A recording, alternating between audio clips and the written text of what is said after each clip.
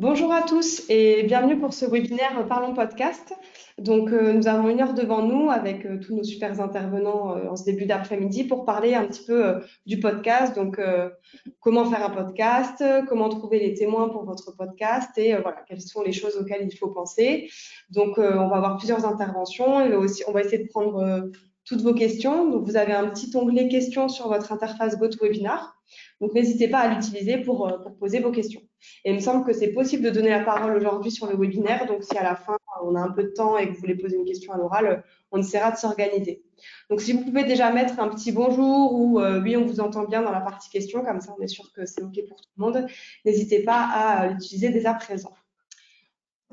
Alors, avant de présenter tous nos intervenants, donc je vous propose le programme suivant pour ce webinaire. Donc, une présentation de nos intervenants donc juste après. On va vous poser quelques petites questions pour savoir un petit peu quelle est votre utilisation et votre expérience du podcast et pourquoi vous êtes là aujourd'hui aussi sur ce webinaire podcast.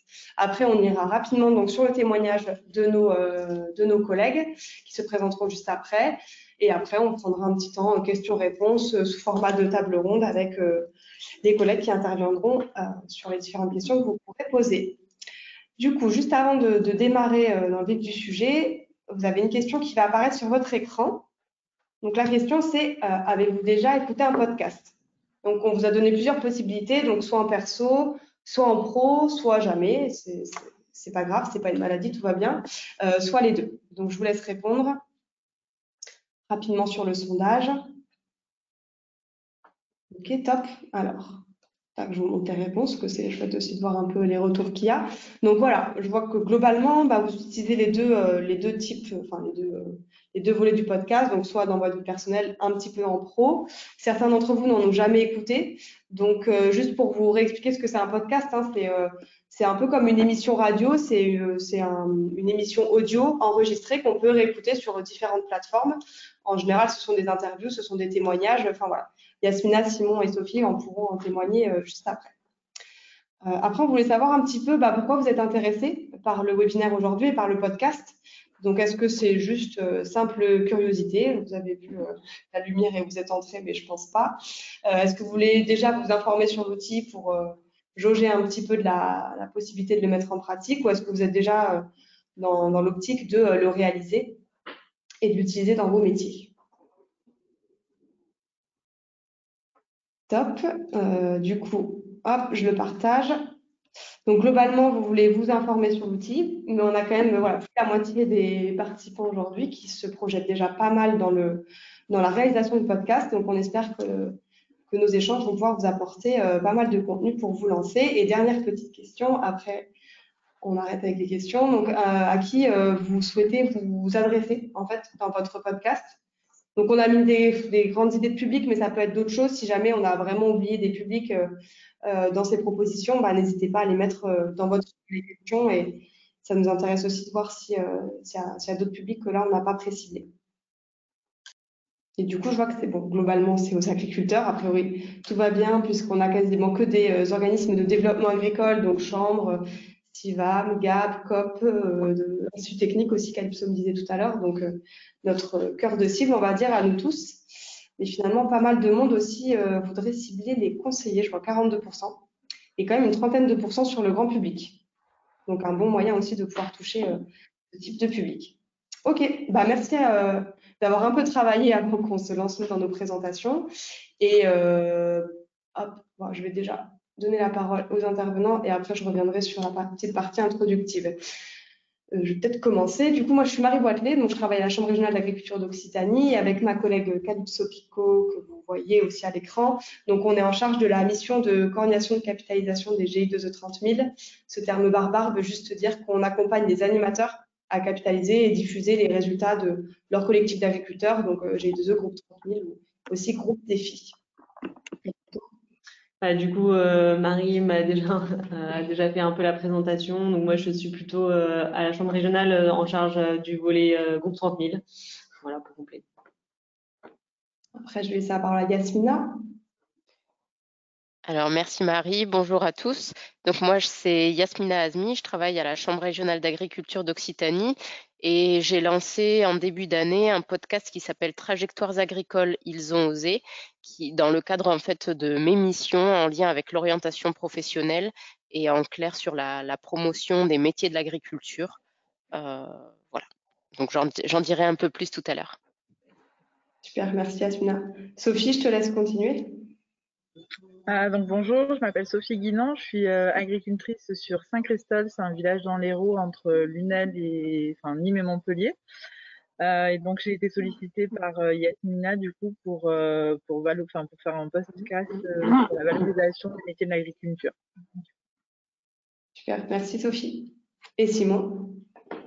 Et donc Simon Giuliano, moi je suis enseignant-chercheur en agronomie à l'école d'ingénieurs de Purpan à Toulouse. Et depuis 2018, maintenant, on a lancé un podcast avec une collègue. Donc, je vous présenterai ça, ce podcast qui s'appelle Agro J'écoute. Super, merci à tous. Et avant de se lancer dans la thématique podcast, j'avais juste un petit point d'introduction à vous présenter. En fait, pourquoi on se réunit aujourd'hui. Donc, comme je disais, avec Alypso, on accompagne les animateurs de collectifs et on en a beaucoup en Occitanie, puisqu'on est la deuxième plus grosse région en termes de nombre de collectifs engagés dans la transition agroécologique, avec plus de 230 collectifs qui ont été reconnus ou qui sont en cours de reconnaissance. Donc, on accompagne ces animateurs pour favoriser vraiment la diffusion des pratiques qui sont testées, qui sont éprouvées et qui sont travaillées dans ces collectifs-là. Donc, vous avez quelques chiffres clés. Alors, vous pouvez très facilement retrouver sur le site collectifagroécologie.fr qui recense en fait l'ensemble des collectifs au niveau national, mais donc vous pouvez faire bien sûr un zoom Occitanie. Voilà, tout ça pour vous dire qu'on a beaucoup d'animateurs de structures de développement diverses, chambres d'agriculture, comme je disais, coopératives, CIBAM, GAB ou autres structures de développement qui accompagnent une grande diversité d'agriculteurs sur à peu près toutes nos filières régionales, puisque vous avez le détail des filières de production qui sont travaillées dans les collectifs. Donc voilà, on a beaucoup de thématiques qui sont travaillées aussi avec ces collectifs-là. Donc voilà, pour vous faire un rappel de ce vivier, on va dire, d'agriculteurs innovants mais aussi de ressources en termes de pratiques agroécologiques et de pratiques agricoles travaillées. Et donc, avec Alypso, on a développé plusieurs actions pour accompagner ces animateurs. Donc, je ne vais pas vous les détailler là. En tout cas, il existe un guide des outils qui sont mis en place pour accompagner les animateurs, mais qui peuvent aussi intéresser les conseillers plus largement dans la diffusion de leurs projets, des résultats qui peuvent travailler en expérimentation, qui peuvent travailler avec des collectifs. Donc, on a mis en place des newsletters, des agendas, un agenda de l'agroécologie, mais aussi des événements, comme ce webinaire aujourd'hui, et comme des événements qu'on fait aussi en présentiel, donc notamment un séminaire animateur qu'on organise là pour plus d'une trentaine d'animateurs, et le besoin du podcast est ressorti en tant qu'outil en fait à développer pour diffuser les pratiques de ces collectifs. Donc voilà, c'est pour ça qu'on se retrouve aujourd'hui avec nos intervenants pour parler de podcast. Si vous avez plus de questions du coup sur cette mission-là au niveau de la Chambre régionale et sur ces actions, n'hésitez pas à nous les poser dans la partie questions. On se fera un plaisir de vous donner toutes les infos avec Alypso. Et maintenant, je vais passer la parole du coup à Simon qui va vous présenter son podcast, le podcast Agro J'écoute, parce que c'est pas que le sien, c'est le fruit d'un travail collectif, on va dire. Donc voilà, je te laisse la parole, Simon. Oui, merci beaucoup Marie. Effectivement, comme je l'ai dit tout à l'heure rapidement, depuis 2018, donc on a lancé un podcast qui s'appelle Agro J'écoute et qui est un podcast qui est réalisé par les étudiants de l'école. Je veux bien que tu passes. Et donc, finalement, ce podcast, pourquoi est-ce qu'on l'a construit? C'est venu vraiment d'un besoin qu'on a identifié dans le parcours de formation de nos étudiants. Fin 2018, en fait, c'était le moment où moi, j'ai repris en charge une petite spécialisation de 5e année qui s'appelait à l'époque Agriculture et Développement Durable. Et donc, c'est pour des étudiants qui se destinaient à travailler dans des services de développement durable ou vraiment au cœur de la transition agroécologique. Maintenant, le nom a changé d'ailleurs, il s'appelle devenir acteur de la transition agroécologique.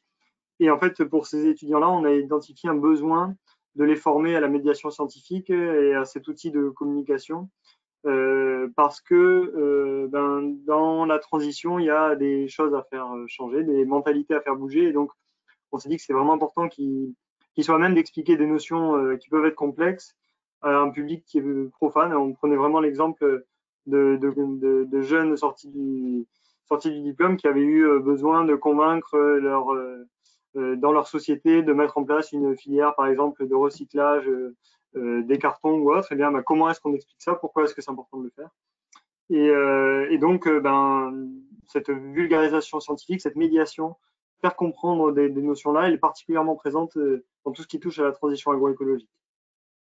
Et donc, on s'est posé la question, à partir de ce besoin-là, finalement, comment est-ce qu'on peut former efficacement à la médiation? Alors, on peut faire des cours et des heures de cours, mais on est aussi dans une optique, dans ce parcours de spécialisation, que les étudiants soient acteurs de leur propre formation et donc ils mettent en œuvre des choses. Et donc, on s'est dit que le meilleur moyen, c'était de leur faire produire quelque chose, de faire produire une ressource aux étudiants. Et donc, au même moment finalement que se poser ces interrogations, qu'on avait de cet objectif-là, est arrivée une collègue enseignante-chercheur à l'école qui s'appelle Sophie Yvon et qui a une forte expérience de vulgarisation. Et donc, c'était un travail conjoint de réfléchir autour de ce qu'on pouvait faire dans ce cadre-là par rapport à ce besoin et par rapport à ces objectifs, sachant qu'on avait quand même un temps imparti qui était assez limité, 24 heures à peu près de formation pour nos étudiants, dont seulement 10 heures en face à face sur cette thématique-là en particulier. Et il y avait également d'autres, parce que cette question-là de la vulgarisation, de comment transmettre l'information, elle était présente dans d'autres éléments du cursus, notamment depuis 2 ou 3 années, là, donc à partir de 2016, les étudiants faisaient une production écrite dans le cadre du dictionnaire d'agroécologie, que je vous encourage d'ailleurs à consulter. J'en profite pour faire un peu de promo, mais c'est une ressource libre et de qualité pour tous les termes qui touchent à l'agroécologie.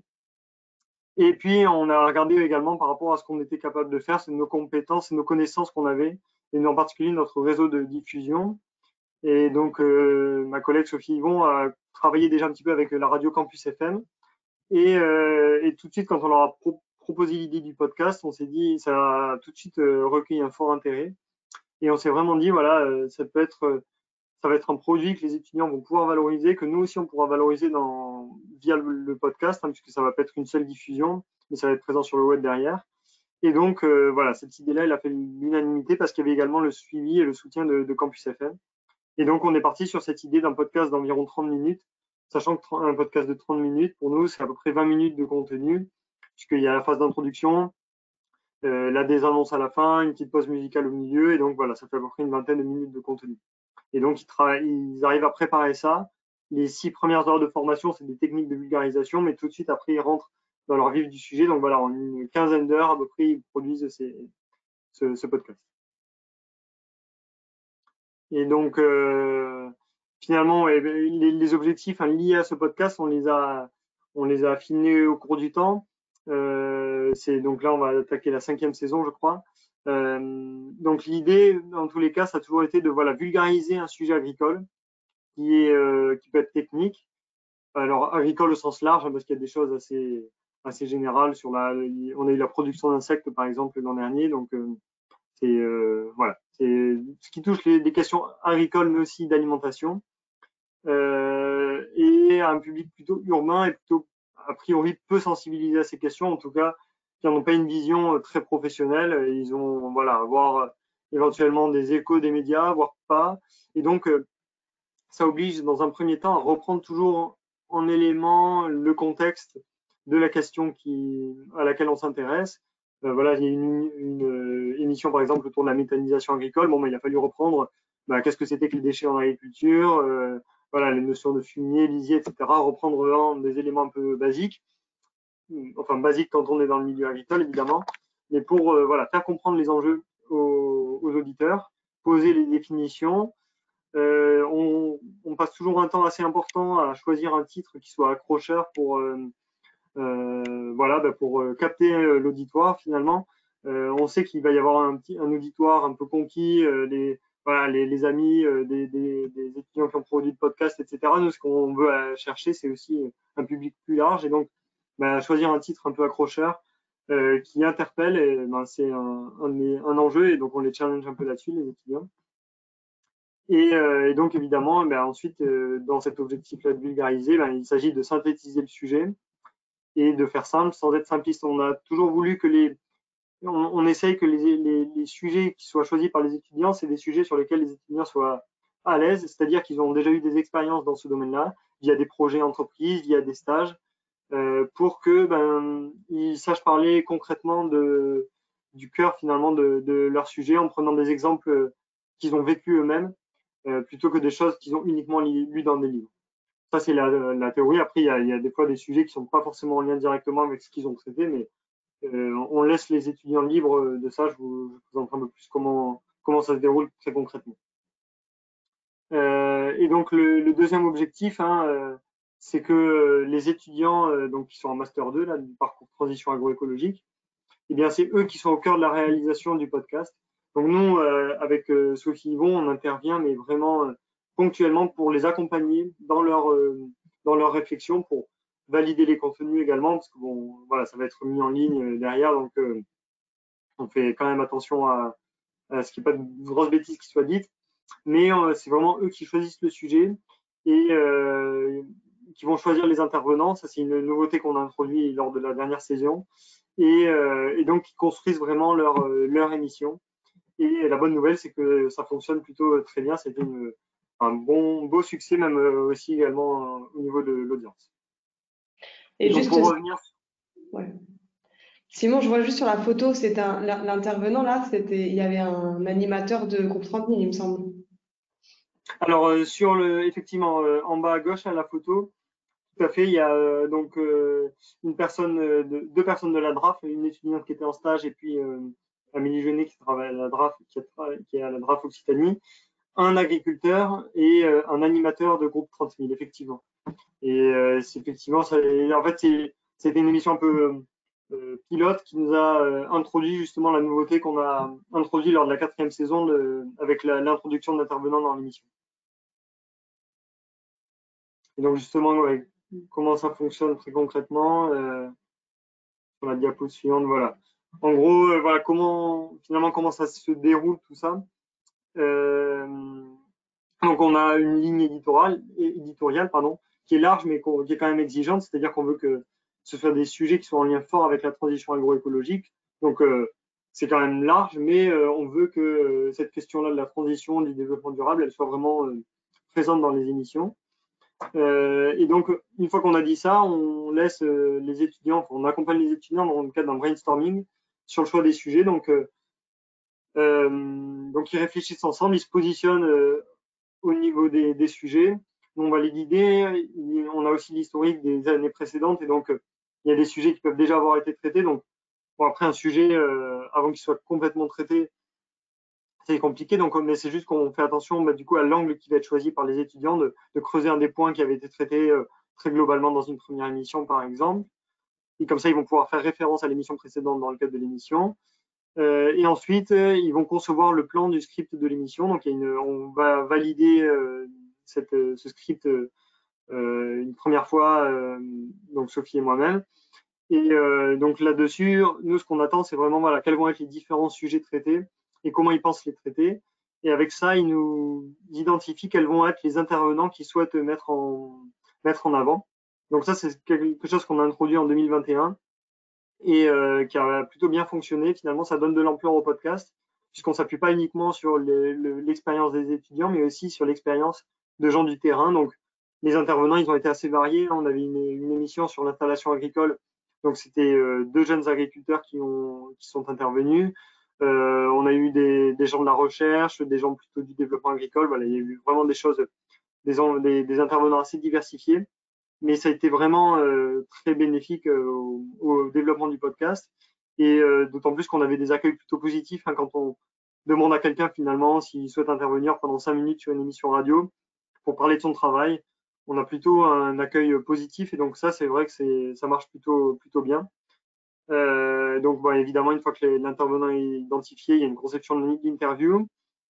Et ensuite, on fait vraiment, c'est peut-être une spécificité par rapport aux émissions qui sont 100% podcast, c'est que nous, on fait partie donc du programme, d'une grille de programme de Campus FM. Et donc, l'émission est enregistrée en studio en condition du direct, hein, c'est-à-dire que on lance l'émission, les étudiants enregistrent. L'interview, il peut y avoir deux cas, soit elle est enregistrée en amont si l'intervenant n'est pas disponible, soit elle est faite en direct.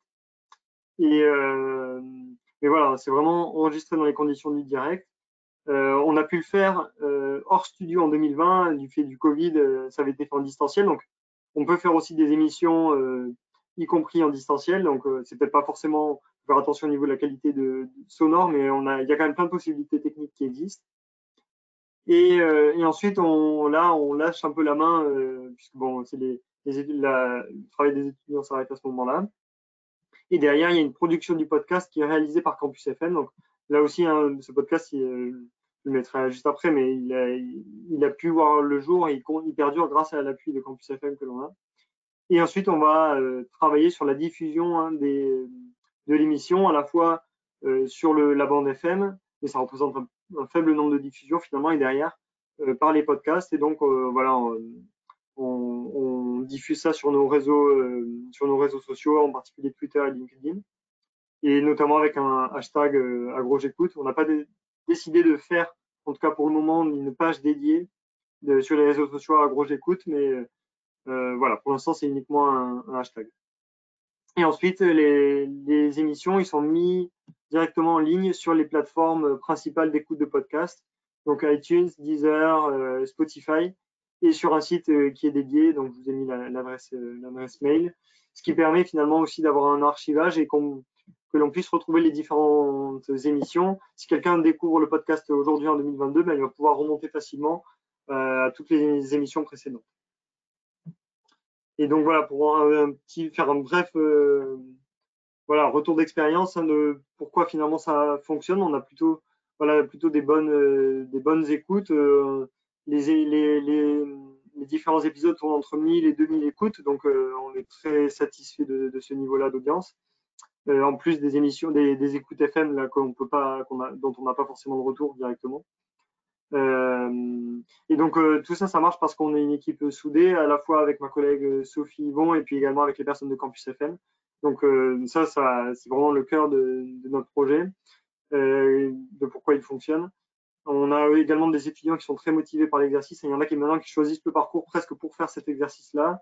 Il y en a qui ils sortent toujours motivés. Il y en a derrière, on en a qui ont monté leur chaîne YouTube, et il y en a qui souhaitent qui ont mis en place des podcasts dans leur vie professionnelle ensuite. Donc on est content que les petites graines semées donnent des plantes, pour rester dans la métaphore agricole. Et ensuite, voilà, on a pu réaliser tout ça parce qu'on avait Campus FM avec nous, qui était motivé, qui avait envie de diffuser des émissions avec du contenu, et qu'on a reçu également le soutien de notre direction, de la direction de l'école, qui a du coup pu encourager la réalisation de cette émission, et qu'on a également des aides, hein, en particulier Campus FM, pour la diffusion de cette émission, de la région Occitanie, de l'Université de Toulouse. Et donc, voilà, parce que même si c'est pas forcément des sommes énormes, il y a quand même un investissement autour de l'enregistrement de ces émissions. Donc voilà pour un retour de cette émission, et si vous avez des questions, je serais ravi d'y répondre. Super, merci beaucoup Simon. Moi j'ai déjà vu plein de questions, mais je pense qu'on va laisser Yasmina et Sophie compléter avec leurs témoignages, et on reviendra après sur le volet questions, mais merci beaucoup pour ton témoignage. Yasmina, du coup, je te laisse poursuivre. Oui, merci Marie.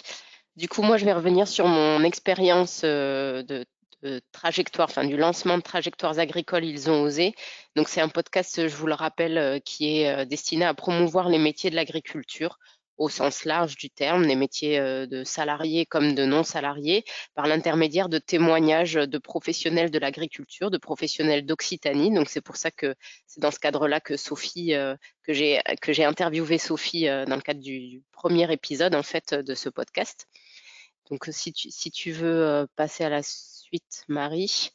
Donc, moi et le podcast, en fait, comment ça m'est venu, en fait, Personnellement, je suis sensible au podcast, j'en écoute depuis un certain temps et je suis un peu tombée amoureuse de ce média parce qu'en fait, c'est très très facile d'écoute. On peut l'utiliser, on peut l'écouter n'importe quand, n'importe où, vraiment quand on a le temps. On peut aussi écouter les émissions de manière fractionnée, c'est-à-dire que c'est un média pour moi qui s'adapte complètement à nous et on n'a pas besoin de se libérer du temps exprès à un moment donné où on n'a pas forcément peut-être le temps. On n'est pas, on est libre d'écouter l'émission de podcast quand on le souhaite. Il suffit juste de l'enregistrer ou bien maintenant, il suffit juste d'avoir l'application dédiée à l'écoute de podcast sur son téléphone et on l'a partout dans la poche. Et quand on a un petit moment, on peut écouter l'émission de notre choix. Et quand j'ai découvert en fait le podcast, j'ai un petit peu regardé ce qui se faisait. Il n'y avait pas grand-chose sur le volet agricole. Et comme moi, je travaillais déjà sur ces questions-là de promotion des métiers et donc du coup de communication autour des métiers de l'agriculture, je me suis dit bah, pourquoi pas ce média-là, pourquoi pas utiliser ce média qui n'est pas du tout, pour l'instant au niveau agricole, il y avait vraiment pas grand-chose. J'ai commencé à m'y intéresser début 2020 parce que j'avais du temps pendant le confinement. Et donc, du coup, vraiment, c'était, enfin, je me suis dit, il faut faire quelque chose avec ce média-là parce que il y a matière à toucher, notamment, donc, quand Marie parlait des différents publics tout à l'heure. Moi, pour ma part, c'était à la fois le grand public, mais surtout les demandeurs d'emploi ou les salariés en reconversion, les personnes qui s'intéressent en gros à leur orientation professionnelle, qui se questionnent et qui se disent pourquoi pas l'agriculture. Donc, le premier objectif, c'était de donner envie par l'intermédiaire de ce média-là, qui est plutôt innovant, en tout cas en agriculture. Euh, Fin 2020, donc pour ceux qui le connaissent, mais en tout cas, vous pouvez aller farfouiller sur les plateformes d'écoute de podcast. Fin 2020, les jeunes agriculteurs de l'Aveyron ont lancé dans leur botte, le podcast Dans leur botte, qui, enfin, en tout cas, qui vise un peu le même objectif que Trajectoires agricoles, c'est-à-dire de promouvoir le métier d'agriculteur, enfin, d'agriculteur et d'agricultrice. Et donc voilà, c'est aussi passionnant d'aller jeter un œil sur ce qui se fait en agricole. Depuis 2020, il y a eu quelques petites sorties assez intéressantes et je vous invite à aller farfouiller sur vos plateformes d'écoute de podcast. C'est intéressant. Donc alors, par la suite, enfin, dans la réalisation, comment je m'y suis prise un peu plus en détail. Dans un premier temps, il fallait vraiment bien poser le cadre du podcast. Qu'est-ce qu'on veut faire? Quel concept on veut développer? Quel est notre objectif? Quelle est notre cible? Quel est le message que l'on souhaite faire passer? Et de là, quel est le format qu'on souhaite construire? Parce qu'il y a des petites choses sur la stratégie de conception du podcast il faut être au clair dessus dès le départ pour jamais bouger, pour bien fixer les choses dès le départ en fait. Et moi, je me suis inspirée aussi de ce qui pouvait se faire sur les différents podcasts. Vous avez des podcasteurs qui ont fait des podcasts sur comment créer son podcast. Donc là, n'hésitez pas aussi à aller regarder sur vos plateformes d'écoute. Si vous tapez les mots-clés créer son podcast, vous allez découvrir, vous allez tomber sur plein de podcasts différents qui expliquent enfin, il y en a des tas. Il y en a un que je conseillerais en particulier, mais ça s'appelle Do It Yourself. Et donc, du coup, c'est ce podcast-là qui dure 2 heures. Il faut s'accrocher. Mais c'est super inspirant et super intéressant et ça nous guide bien aussi dans le démarrage d'un podcast.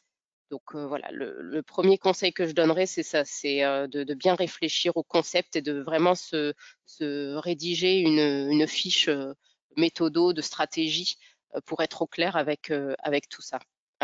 Et dans le cas où on va interviewer, où on souhaite interviewer des personnes dans le cadre de notre podcast, c'est de bien préparer les rendez-vous, d'avoir un cadre, peut-être un mail type, une grille d'entretien pour vraiment accompagner la personne interviewée qui va accepter de témoigner à notre micro. Donc là, ça aide vraiment de partir d'une base solide et surtout rédigée. Ensuite, bien choisir son matériel d'enregistrement. Donc là, pareil, par rapport à ce média-là, ce qui était intéressant, c'est que ça ne nécessitait pas forcément Bon, on a vu, Simon, que vous êtes bien équipé du côté de Purpan avec une salle d'enregistrement. Bon, moi, j'ai pas ça. Il a suffi juste d'acheter un petit appareil. Moi, j'ai investi dans le Zoom H6 qui coûte 400 €. Donc, il faut faire super attention. Donc, Simon, tu l'as dit tout à l'heure, sur la qualité audio du rendu. Parce que là, on est vraiment sur un média audio 100%. Et donc, si la qualité audio est mauvaise, c'est nul, quoi. Donc, du coup, ça va impacter directement l'audience, en fait. Donc là, il faut vraiment tout miser sur l'audio. Donc, on a investi dans des micros supplémentaires par rapport à celui qui est prévu avec l'enregistreur. Le Zoom H6, c'est un enregistreur. Et donc, du coup, on a acheté en plus des micros et des câbles. Donc, vous voyez, là, je vous ai mis une petite idée pour que vous ayez une petite idée du prix que ça coûte. Évidemment, il faut un casque audio, des piles. Bon, voilà, il y a des petites choses qu'il faut pas oublier. Une carte SD aussi, parce que sinon, l'enregistrement, voilà, s'il n'est pas sur notre carte mémoire, on va avoir des soucis. Donc voilà, au niveau du matériel, faut pas hésiter aussi il existe d'autres petites choses dans lesquelles vous pouvez investir, notamment pour améliorer la qualité audio, mais c'est pas forcément nécessaire. On peut démarrer avec ça. Ensuite, pour l'enregistrement, il faut surtout faire des tests et des tests et des tests parce que des tests en conditions réelles pour s'exercer, en fait, parce que quand c'est pas notre métier, c'est pas forcément évident de gérer à la fois la technique donc de l'enregistreur et l'interview. Voilà. Donc là, dans ce cas-là, dans mon cas, c'est un podcast qui fonctionne qu'avec des interviews. Donc du coup, j'ai fait quelques tests en amont. Marie, si tu peux passer sur la diapo suivante. Oui, je ne l'ai pas précisé, mais c'est un podcast qui est réalisé grâce au soutien de la région Occitanie dans le cadre de ses compétences en lien avec l'orientation professionnelle. Donc par la suite, après l'enregistrement, faut penser au montage parce que effectivement, donc là, comme je l'ai dit, c'est que de l'audio. Derrière, il va falloir penser au jingle et également au petit blanc, au montage. Forcément, il y aura du travail de montage. Donc là, il y a une petite liste de logiciels de montage qui sont gratuits. Moi, personnellement, je suis passée par un monteur professionnel, donc on a cette opportunité-là grâce au soutien de la région. Donc, j'ai pas eu à me former sur ces sites-là, mais le plus connu de site de montage, il s'appelle Audacity. Et d'après ce que j'ai déjà pu voir par ailleurs, c'est pas insurmontable, mais en tout cas, ça nécessite beaucoup de temps de formation, de prise en main et ensuite de montage. Donc, ce qui est préconisé le plus souvent lors de podcasts qui fonctionnent sur des interviews, c'est vraiment de limiter au maximum le temps de montage en faisant de l'interview live, en favorisant le live.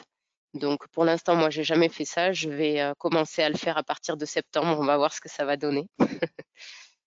Et enfin, la diffusion et la promotion, là, faut tout miser là-dessus aussi. Parce que si on fait pas de com sur la sortie de notre podcast, comme c'est un média qui est pas du tout aujourd'hui, qui est pas du tout connu malgré le fait qu'il monte en puissance, je me souviens plus des pourcentages d'écoute, mais il n'y a pas grand monde au final qui écoute. C'est pas encore un média grand public. Donc il faut faire de la com autour des sorties de nos épisodes. Et donc nous, on a choisi donc pour diffuser dans un premier temps les podcasts, il faut choisir une plateforme de diffusion. Grâce à cette plateforme de diffusion, les épisodes de podcast pourront être diffusés sur les plateformes d'écoute. Donc, du coup, nous, on a choisi la plateforme Ocha, qui est une plateforme française. Donc, on dépose les épisodes sur Ocha et c'est Ocha qui diffuse sur l'ensemble des plateformes d'écoute. Donc là, j'ai mis un petit attention sur la plateforme d'Apple qui nécessite une petite manipulation supplémentaire et une adhésion supplémentaire parce que c'est Apple, quoi. Donc voilà, il y a des petits, des petits points de vigilance à avoir par rapport justement à la technique. Faut prendre le temps d'y réfléchir. Donc au niveau de l'abonnement, je vous ai mis minimum, donc peut-être que leurs offres ont évolué, mais quand nous on s'est abonné, l'offre minimum c'est 11 € par mois. Donc ça suffit largement pour commencer à diffuser des podcasts, hein. Il n'y a pas besoin d'investir lourdement. Sinon, la version pro, donc ça c'est la version podcasteur grand public, on va dire, et la version pro est à 99 € par mois. Et enfin, je voulais juste ouais, vous dire, non, juste avant, Marie, vous dire qu'il faut bien préparer les éléments de com, comme le titre, le descriptif, la jaquette. Donc la jaquette, c'est le visuel hein, du podcast. Préparer les posts aussi qui vont aller sur les réseaux sociaux, préparer des mails. Enfin, tout ça, c'est du temps. Et donc, il faut bien le réfléchir en amont parce que si on veut une com percutante, il faut que ce soit bien fait. Donc, et il faut y passer du temps. Voilà, donc là, on peut passer à la suite. Et par rapport à la prospection, donc ça fera le lien avec Sophie du coup. Comment convaincre les témoins? Donc moi, mes témoins, ce sont les professionnels de l'agriculture, hein, les salariés ou les non-salariés qui travaillent en Occitanie. Et donc l'idée, enfin le principe, c'est que si le concept est bien cadré, pardon, il y a des fautes, je me suis pas relue. Si le concept est bien cadré, à ce moment-là, il y aura aucun problème pour argumenter, pour vendre votre concept aux potentiels témoins. Mais aussi l'importance, c'est d'être recommandé et que les témoins puissent avoir confiance en ce que vous allez pouvoir leur proposer. Et donc là, évidemment, enfin, Sophie étant une ambassadrice du réseau Innovaction, voilà, c'était plus facile de rentrer par ce biais-là. Et de manière générale, les témoins qui ont accepté de témoigner dans le cadre du podcast sont des personnes qui m'ont été recommandées ou qui ont reçu en tout cas enfin qui avaient confiance en moi parce que je leur étais recommandée par leur réseau. Donc voilà, c'est plutôt par reconnaissance, par confiance, et c'est comme ça finalement que ça marche. Donc c'est déjà un bon point. Et ensuite, l'important aussi, c'est vraiment de bien prendre le temps de guider les personnes, de leur expliquer le cadre dans lequel vous organisez le podcast et de bien avoir leur validation, de leur expliquer également que si l'épisode ne leur convient pas, ils ont un droit de regard dessus. Donc moi, c'est ce que j'ai fait également sur les différents épisodes, c'est que je demande avant la diffusion une dernière validation par le témoin qui est intervenu pour avoir son approbation pour pouvoir le diffuser. Le guide d'entretien est également envoyé en amont à la personne qui sera interviewée. Et après, j'aurai un petit point de vigilance à vous partager sur lequel j'ai pas encore commencé à travailler, mais en tout cas, j'ai pointé ce point-là, qui est la question des droits d'auteur et propriété intellectuelle. Dans le cadre des podcasts, aujourd'hui, ça se fait, on prend les témoignages ou on réalise des podcasts sans forcément être carré sur ces aspects-là. Mais pour information, sur le site de Ocha, il y a un petit article, enfin un grand article qui parle des droits d'auteur et de la propriété intellectuelle dans le cadre des podcasts. Et je pense que ça mériterait d'être un peu creusé pour avoir quelque chose de carré, au même titre que lorsqu'on prend des photos ou des vidéos, on demande des droits à l'image. Ben là, peut-être qu'il faudrait qu'on creuse un peu le sujet pour la suite. Voilà. Donc je pense que c'était la dernière diapo, Marie, tu me confirmes. Et Ouais, donc, super. Merci Yasmina. Eh ben, on fait bien la transition avec Sophie du coup. Sophie, donc on a compris que tu avais participé au podcast de Yasmina en tant que témoin pour le coup, que tu t'as partagé ton expérience. Déjà peut-être comment ça s'est passé en fait quand Yasmina elle a pris contact avec toi. Est-ce que le podcast finalement tu connaissais? Voilà, qu'est-ce qui t'a motivé aussi en fait à répondre oui du coup à la sollicitation de Yasmina? Alors effectivement, moi j'écoute quelques podcasts d'un point de vue perso. Sur le côté pro, je les utilise pas du tout. Effectivement, elle m'a été recommandée par soi pour le coup. Donc il y a deux choses, il y a la recommandation, il y a aussi le sujet. Là, c'était valoriser les métiers de l'agriculture. En tant qu'ambassadrice Innovation, c'est un peu la suite logique de ce que je fais en version de terrain, on va dire. Donc c'était aussi normal de le faire en version audio. Après, ce qui est important, effectivement, c'est toute la préparation du podcast qui a été envoyé par Yasmina. Après, c'est une interview, on va dire classique, mais mais du coup, comme c'est un quasi en direct, hein, après, bien sûr on peut revenir dessus, mais les conditions d'enregistrement sont comme un direct classique. Ok, et du coup, sur ce volet de préparation, l'idée, c'était de recevoir bien les questions, que tu puisses les préparer, que tu saches un peu exactement où tu mettais les pieds. C'est ce qui peut aussi rassurer, parce que je pense qu'on a pas mal de collègues conseillers qui vont sans doute solliciter des agrès, du coup, donc savoir comment faire en sorte que l'agriculteur qui va témoigner ou l'agricultrice soit dans les meilleures conditions possibles, quoi, finalement. Oui, alors là, en l'occurrence, il y avait plusieurs agriculteurs qui étaient interviewés, donc il fallait aussi une trame commune, même si moi je suis viticultrice, il y avait des maraîchers, enfin il y avait différents types d'agriculture, mais tu m'arrêtes, Yasmina, si c'était pas le cas, mais il y a bien une trame commune, et après, on va dire qu'il y avait des détails adaptés à chaque intervenant. Donc l'idée, c'était en fait d'y réfléchir un peu en amont pour justement le jour J que ça prenne pas 4 heures au niveau de l'enregistrement.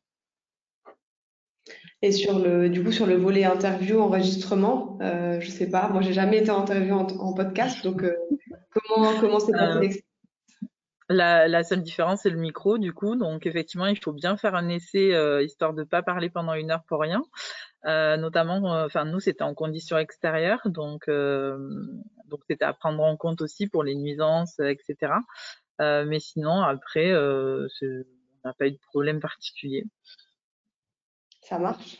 Et sur le rendu, du coup, donc tu as pu le réécouter, ce que disait Yasmina, il y a eu une validation de ta part sur en fait la VF, on va dire, du podcast. Oui, oui, du coup, elle m'a envoyé le lien directement, je l'ai validé. Après, comme c'est quasiment du direct, enfin, il y a pas de montage ou toutes ces choses-là. Enfin, il y en a, mais je veux dire, on décale pas. C'est pas comme un documentaire où on prend des extraits du début, de la fin et qu'on mélange tout. Là, c'est vraiment une interview classique, donc c'est juste pour pas qu'il y ait de petits loupés au milieu. Mais après, non, tout était nickel. Et après, est-ce que tu l'as un petit peu diffusé autour de toi? Et est-ce que tu penses qu'aussi ça peut être un bon moyen, du coup, de valoriser, là, pour le coup, de faire la promotion des métiers, mais ça peut aussi être, du coup, transposable, j'imagine, à d'autres thématiques, toi qui es viticultrice. Ouais, moi je l'ai diffusé sur mes réseaux du coup, donc bon, Facebook, Instagram et LinkedIn. J'ai pas d'entourage pro qui écoute des podcasts pro. Euh, Après, je pense que ça fait partie des moyens qui sont quand même vraiment en cours de développement, et c'est hyper important que l'agriculture s'adapte à ça en fait. Parce que du coup, enfin, je fais le parallèle, moi, à chaque fois, un peu avec les vidéos, qui n'étaient pas non plus, enfin, de base, le vecteur principal de communication. J'imagine qu'autour de toi, maintenant, c'est vrai que les vitis, les agrès, on les voit, ils utilisent pas mal de vidéos et qu'on peut facilement se projeter avec le podcast en disant que d'ici quelques mois ou quelques années, ce sera aussi un média très utilisé, quoi. Oui, après moi en tant qu'utilisatrice, on va dire, quand je cherche une info, alors je l'écoute principalement en voiture, quand Mm. je fais des trajets un peu longs. Après, je suis pas du tout une consommatrice chez moi en audio classique. Mais du coup, c'est intéressant. En fait, c'est un peu l'inverse, c'est-à-dire que c'est moi qui cherche l'information et est-ce qu'il y a un podcast qui correspond. Contrairement à toutes les infos qu'on peut trouver aujourd'hui, c'est plutôt, elles nous sont plutôt envoyées directement. Elles nous plaisent pas, on clique pas, mais là, c'est un peu différent et c'est sur ça que c'est assez intéressant comme approche. Ça marche. Et du coup, est-ce que tu le recommanderais? Enfin, là, pour le coup, je parle un peu aux trois témoins qu'on a aujourd'hui, Yasmina, Simon et Sophie. On va tout doucement aller vers la partie question, mais est-ce que vous recommanderiez le podcast à d'autres conseillers, puis toi, Sophie, peut-être à d'autres agriculteurs aussi, hein, pour témoigner et valoriser un peu et valoriser du coup le travail ou des pratiques en agriculture comme outil, en fait, ou comme vecteur de communication? Je vous laisse vous organiser pour la table ronde, hein, c'est plus rigolo. Donc celui qui veut prendre la parole, qu'il y aille, et puis après on fera le tour, quoi. Oui, bah, je vais commencer, mais oui, effectivement, je pense que faut pas négliger le temps de préparation et les aspects un peu techniques, comme le rappelait Yasmina, mais je pense que ça peut être un vecteur intéressant d'animation, de diffusion de résultats aussi, quoi. Voilà. Puis dans une deuxième partie de projet, finalement, quand on commence à aller sur les résultats, il peut y avoir c'est un bon moyen de diffusion. Ouais. Après, faut être vigilant avec enfin, c'est pas parce qu'on a quelque chose à promouvoir et à diffuser qu'on doit créer un podcast. Un podcast, ça suppose qu'il y aura une série. Et donc, du coup, des émissions régulières, à fréquence régulière, avec une thématique phare, un enjeu. Enfin, donc, si c'est juste une émission unique ou 2 fois par an, par exemple, il n'y a peut-être pas besoin forcément de passer par le podcast. C'est pour ça que, avant même de savoir quel média on va utiliser, ben, peut-être se poser la question de qu'est-ce qu'on veut faire en fait vraiment. Parce que derrière, peut-être que c'est pas le podcast qui sera le plus à même de répondre à tel ou tel besoin, mais peut-être un autre média plus commun. Là, le podcast, ça suppose quelque chose enfin une émission qui va revenir à fréquence régulière avec l'adhésion de notre auditoire. Et donc, du coup, voilà, c'est pas parce que voilà, on veut diffuser quelque chose qu'il faut forcément utiliser le podcast. Après, ça, comme on l'a démontré là, ça suppose vraiment du travail en amont. Euh, et en tant que podcasteur, ça demande vraiment beaucoup de boulot et il faut s'appuyer sur des expertises, sur des experts, techniquement, je veux dire, déjà, pour pouvoir nous accompagner là-dedans, parce qu'en tant que conseiller, on n'est pas expert du podcast, a priori. Donc, du coup, mais sinon, en tant que auditeur, plutôt, je pense que c'est un super outil et que il gagne à être connu. Et il y a des gens qui font des choses de manière un peu artisanale, mais c'est intéressant aussi à les écouter.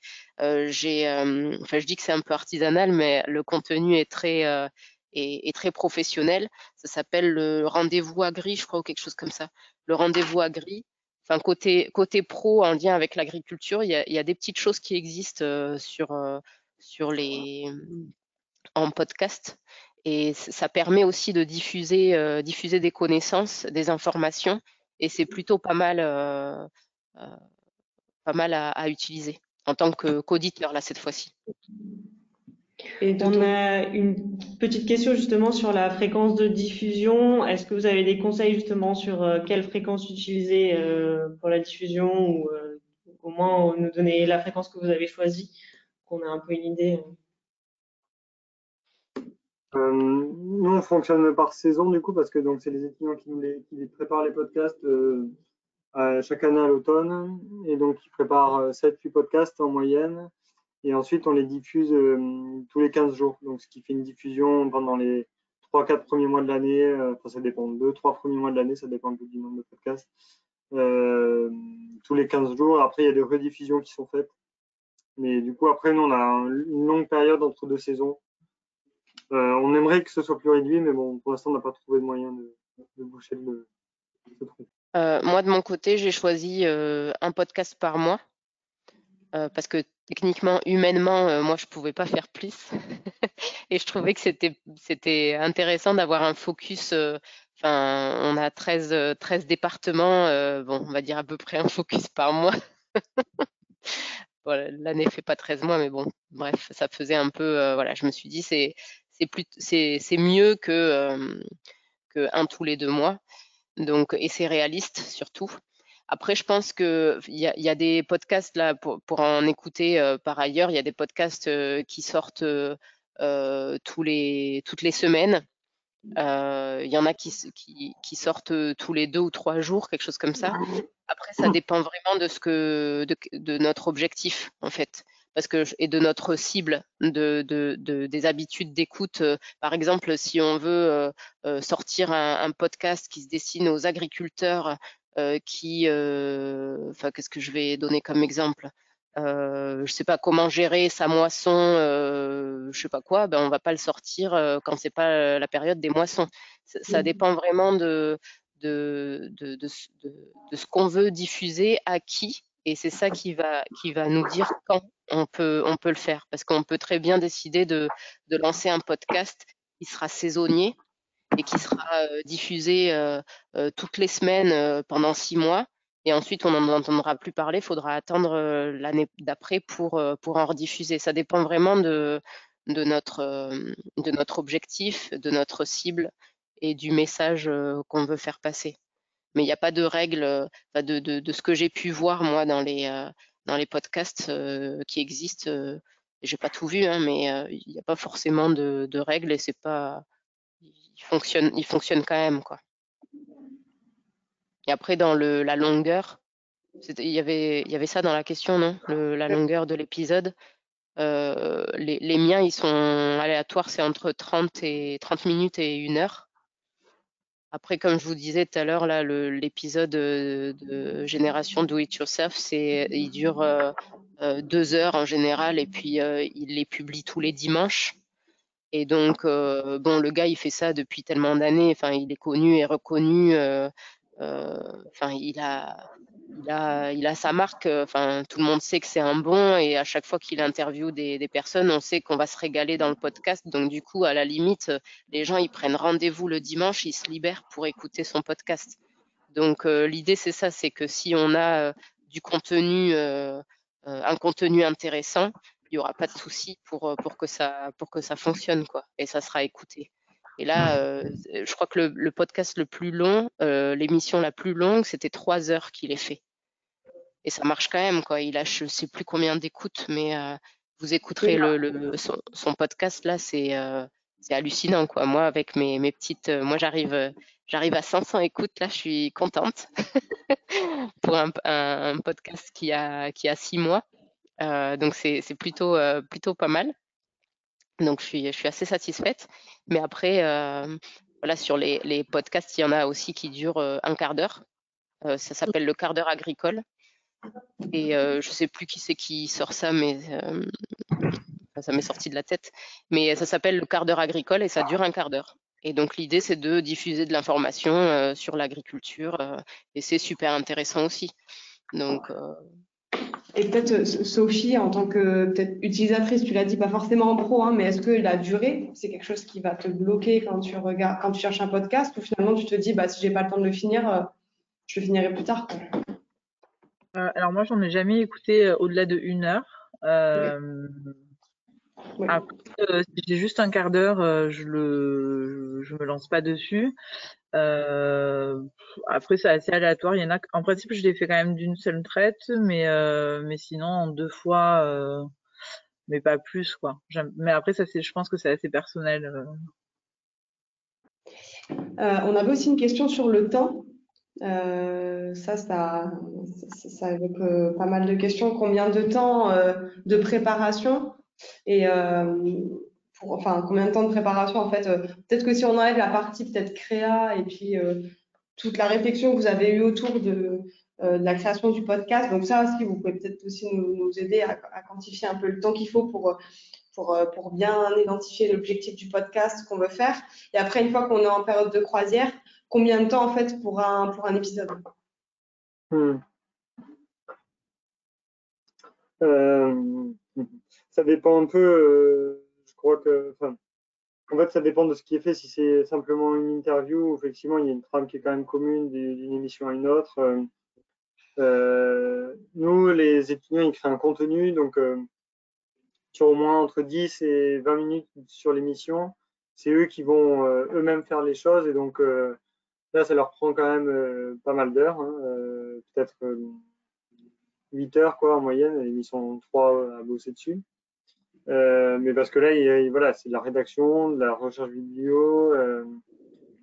Après, la partie interview, ça va quand même beaucoup plus vite, quoi. C'est plus de la préparation, de l'organisation. Yasmina en a parlé, voilà, de contacter les gens, s'assurer de leur disponibilité, etc. Mais ça va quand même beaucoup plus vite si on se base sur des interviews. Tout dépend si on crée du contenu ou qu'on diffuse soi-même ou qu'on fait des interviews. Après, moi, je dirais que, enfin, moi, mon concept, il s'appuie uniquement sur des interviews. Il y a pas de, pour l'instant, il n'y a pas de contenu. Euh, du coup, il y a moins, effectivement, il y a moins de temps à consacrer à la préparation. Parce que finalement, c'est juste de l'adaptation de la grille d'entretien, parce que forcément, en amont, la prospection prend du temps, parce il faut choisir les personnes qui soient à l'aise pour parler de leur métier, pour mon cas, qui soient à l'aise pour parler de leur métier, qui aient des choses intéressantes à dire. Et donc là, il y a un vrai travail de prospection derrière et qui acceptent de témoigner. Et puis en plus de ça, il faut prendre le temps de les contacter en amont pour savoir comment on va pouvoir adapter le questionnaire, enfin le questionnaire du, euh, du podcast. Et donc ça prend un minimum de temps. Et ensuite, bah, évidemment, moi je suis basée à Toulouse. Quand il faut aller au fin fond de l'Aveyron ou de la Lozère, bon, bah, il faut prévoir ce temps-là aussi. Par contre, ce qui est bien, c'est que qu'il pleuve, qu'il neige, enfin bon, qu'il neige non, mais peu importe le temps, enfin, on, on peut y aller quand même, quoi. Sauf Ça va, t'as si pas dit au fin fond de l'agriculteur. l'Hérault. Hein. Ça va, t'as pas dit au fin fond de l'Hérault. Non, C'est ça. Et oui, en ça termes prend du de temps jours, aussi, mais bon, c'est voilà, c'est quelque chose qu'il faut anticiper aussi. Parce que moi, d'expérience, je m'étais bloqué une semaine pour faire que des enregistrements. En fait, au bout de la semaine, j'étais canée, quoi. Je suis allée à droite, à gauche dans toute la région. C'était quand même assez fatigant. Il faut le prévoir aussi. Faut un petit peu se ménager aussi. Mais j'étais en train de parler oui, de la préparation. En fait, moi, je, je, j'ai passé vraiment beaucoup de temps et je pensais pas en passer autant sur le montage.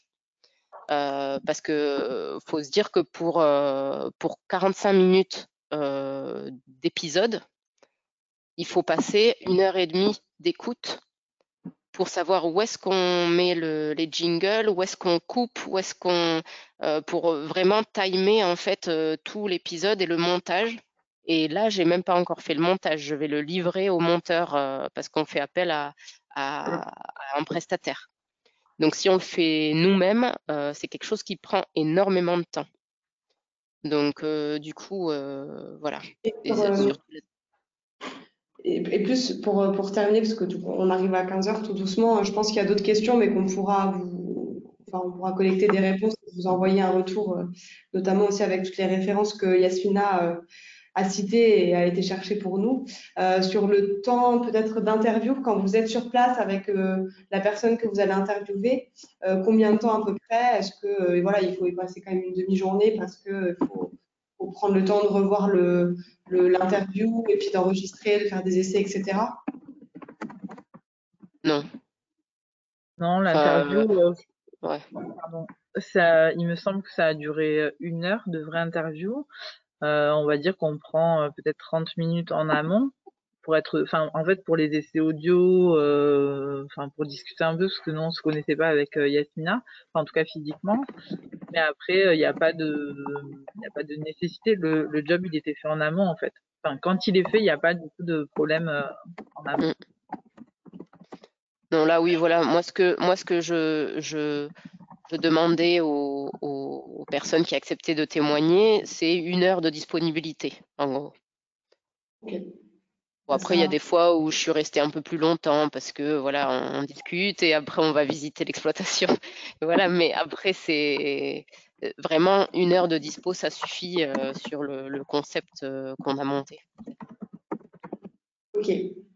Avant de clôturer, ce que j'aimerais bien faire, c'est peut-être faire un petit tour de table, peut-être une idée ou un point clé pour vous à donner à nos conseillers, à nos collègues là qui sont connectés, avant de se lancer. Qu'est-ce qu'il faudrait, ce à quoi il faut penser, voilà, quelque chose à faire avant de se lancer.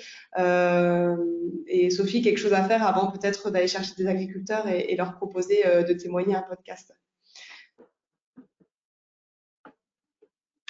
Bon, vas-y, Euh, moi, je vais commencer, je vois que Désolé pour les sons du clavier. Je répondais à des questions sur le chat. Moi, je dirais c'est important de bien s'entourer. Dans les différentes régions, nous, c'était Campus FM, mais il existe soit des radios qui peuvent être preneuses de contenu. Enfin, des radios locales, il y en a quand même pas mal, qui peuvent être preneuses de contenu, qui peuvent amener un soutien parfois inattendu. Enfin, voilà. Et puis sinon, il y avait des commentaires également en disant, voilà, enfin, Yasmina l'a dit également, de se faire accompagner par des professionnels, je pense que c'est quand même, enfin bon, plus prudent pour une première expérience parce que voilà, ça prend du temps et c'est passionnant, mais voilà, ça demande du temps. merci Simon. Yasmina? C'est difficile cet exercice, Marie. Ben, en gros, tout ce qu'on a dit depuis le début, c'est important. Après, je pense que si on est convaincu par notre concept, ben, on aura plus de facilité à le vendre autour de nous.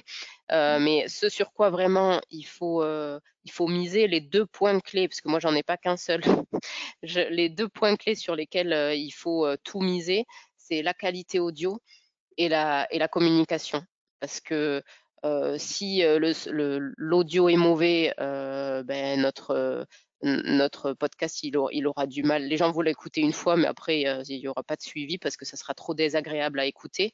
Et puis, s'il n'y a pas de communication, ben, en fait, ça servira à rien parce que c'est pas parce qu'il est sur une plateforme d'écoute, s'il est référencé, qu'il captera l'audimat. Donc, il faut vraiment super bien communiquer sur les réseaux sociaux, partout là où on peut, et autant de fois qu'on le souhaite, ce sera jamais assez. Voilà. Ça marche. Merci, Yasmina. Et Sophie?